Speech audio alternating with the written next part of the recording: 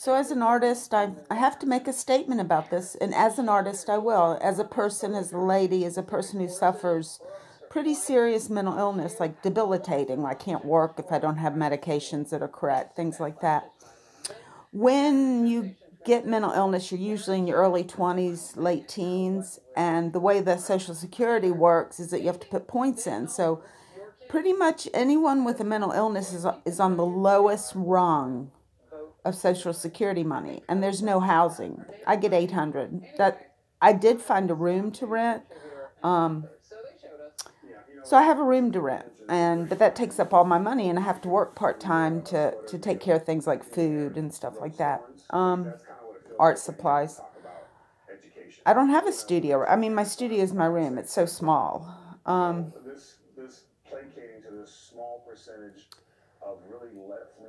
And I think 1 in 5 has mental illness. I can't say how many's on disability, but I've met a number of people that don't have housing. We're not poor, we're disabled. So we don't need to be in like poor housing. We need to be in, a reasonably nice room with a bathroom and a kitchen, things like that. To be taken care of, to stay stabilized or get stabilized, we have to have a house. We can't live on the street. And you'll run into families that reject you or they don't have the money to help. Lots of people nowadays don't have the money to help their loved one to get housing. And then the other thing is that you're allowed to work part-time and make up to $1,300 before taxes. So that leaves you about $1,100 a month. But still that's under $2,000, which you can't qualify for an apartment. So there's just no way to get housing or transportation. So, I mean, I even think destabilized mentally ill people deserve a place to live and so they can search out and find the answers for their illness. That's what it's about. We're supposed to stabilize the people and help them. When you give them 800 and you don't give them a house, they're pretty much living on the street. And we have a problem with that, obviously, in California. Maybe they turn to illicit drugs because they need, better help with a psychiatrist.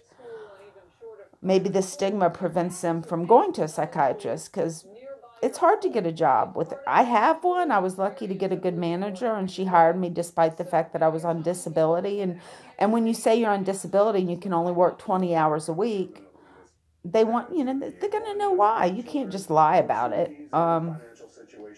So I'm not allowed to make enough money to get an apartment, because if I do that, they take away my disability and the way I get my medications. I have a disability. You can't see it, but if I was in a wheelchair, or blind, you'd be like, oh, yeah, poor person. But with a mental disability, sometimes all you see are the outbursts, or the unhappy behaviors, the anger. Sometimes in public you see that. That's probably a person suffering a mental illness. I really, really tried and struggled to get the right medication. And it took me a long time. It took me 10 years of going in and out of hospitals, probably 25, 30 times.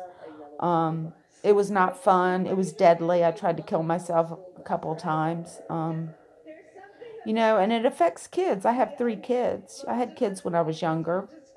And they kind of told you, if you take the medicine, you'll be well. But that's not the case. Sometimes it takes a long time to get the medicine correct. But, NAMI doesn't do anything for housing. They say they have supportive services, but I've applied, and it's like a 2-year wait to get a house.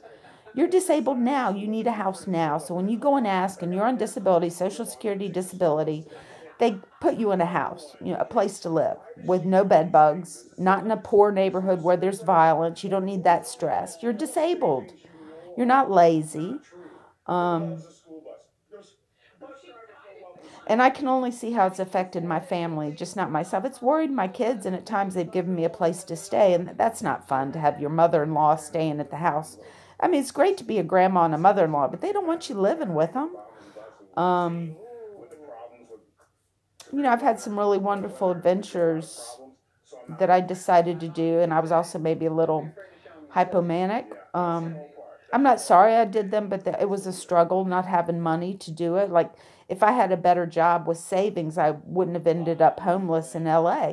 But the good thing about being homeless in LA as an artist is I learned so much being down there with all those people. So I have no quips really, and my life is good with the creativity I have in the medicine. If I didn't have my medicines correct, I'd probably be on the street because my family just can't deal with it. My sister's got her issues, my dad's got his issues, and they would just turn their backs. So we need to have a social security system that protects the people we love. They may love me, but they also may not be able to take care of me. So we do need housing, and you do have to remember that it's a discrimination against the people with mental illness that we can only put points in the system that are so low that we don't get a good social security. And then on top of it, if we are well enough to work a part-time job, we can't work enough part-time hours to qualify for a car, qualify for an apartment. And see, the problem with working full-time is it's a little more responsibility, and they don't want you to really do that in case you get sick. It costs the company a lot of money if a manager gets sick versus if you're a part-time employee and you might have to take some time off for your illness.